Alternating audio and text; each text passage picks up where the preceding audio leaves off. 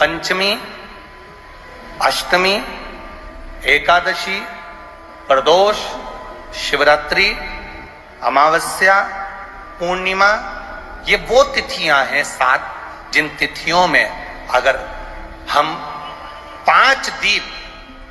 घृत के घी के 5 दिए अगर अपने दरवाजे के बाहर केवल भगवान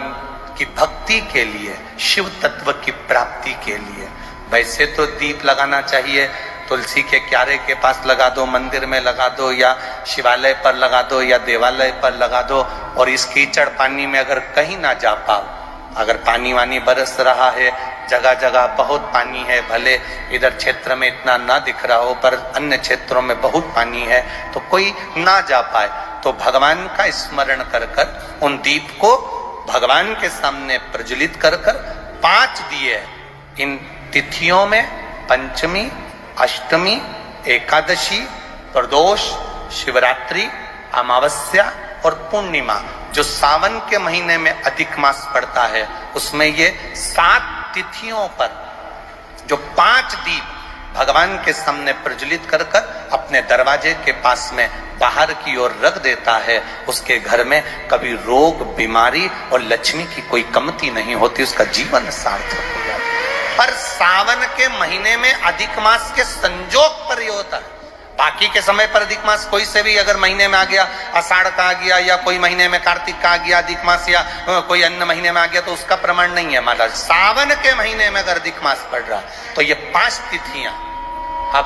कई लोग कहते हैं गुरुजी पंचमी हम 2 लें, 2 पंचमी आएगी, 2 एकादशी का वर्णन आ जावे, तो हम कौन सी? तो यहाँ एक भी अगर आप कर रहे हो 7 तिथियों में से एक भी अगर ये नहीं कर पाओ तो अगली कर लो, अगली नहीं कर पाओ तो ये स्मरण में रहकर उसको करा। भगवान शंकर का संवाद कहता है, शिव महापुराण की कथा वर्णन करती है। स्वयं शिव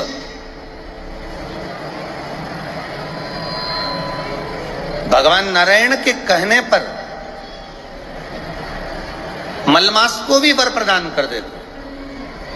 स्वयं भगवान नारायण ने तो वर दिया, साथ में स्वयं देवाधिदेव महादेव ने भी वर दिया। और महादेव ने कहा, सुन मलमास, जिस समय पर घड़ी, पल, नक्षत्र, समय बदलते बदलते तो मलमास सावन के महीने में जब आएगा, सावन के महीने में जब तू पहुंचेगा और जो अपने हृदय से मेरी आराधना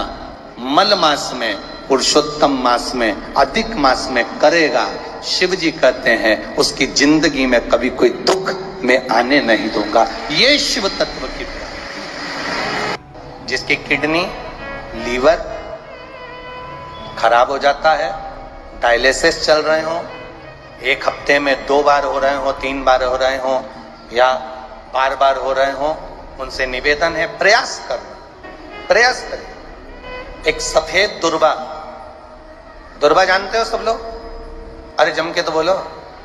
वो गणेश जी को जो धूप चढ़ती है दुर्वा, वो हरी होती है। ये जितनी हरी दुर्वा लगी होती है, इसमें एक सफेद दुर्वा भी लगी होती है, सफेद कलर की दुर्वा होती है। एक सफेद दुर्वा शिव जी को समर्पित कर कर 1 लोटा जल कुंदकेश्वर, अवधूतेश्वर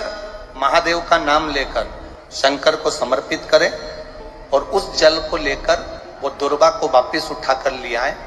जिसके डायलिसिस चल रहे हो या जिसका किडनी, लीवर बेकार हो रहा हो, वो जल जो शिव जी पे चढ़ा हुआ है दुर्वा वाला, वो जल उसको दें। वो दुर्वा फिर वापस पानी में गला दें और उसका पानी उस डायलिसिस वाले को, ज्यादा मात्रा में पानी नहीं देना, केवल ये समझ लो कि एक छोटी चम्मच होती है तो छोटी चम्मच से आधा चम्मच पानी भी अगर आपने उसको दिया और उसके 1 हफ्ते में अगर 2 भी डायलिसिस चल रहे हैं और कुंदकेश्वर, अवधूतेश्वर महादेव का नाम लेकर अगर आप समर्पित कर रहे हो और वो जल उसको दे रहे हो, तो ये निश्चित है कि 4-5 हफ्ते में उसके डायलिसिस धीरे धीरे कम होना चालू हो जाएंगे और उसको लाभ मिलना प्रारंभ, उसको लाभ मिलना प्रारंभ। पर करना कब है इसको,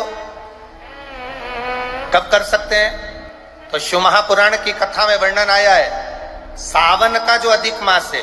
इस सावन के अधिक मास में जो शिवरात्रि पड़ेगी, अधिक मास की एक शिवरात्रि पड़ती है, तो अधिक मास की जो शिवरात्रि पड़ेगी उसी दिन में कभी भी शाम तक, रात्रि तक, तुम्हारी जब मर्जी पड़ जाए, तब देवाधिदेव महादेव को वो दुर्वा समर्पित कर कर उस जल को लाकर उस जीव को अवश्य प्रदान, उसको अवश्य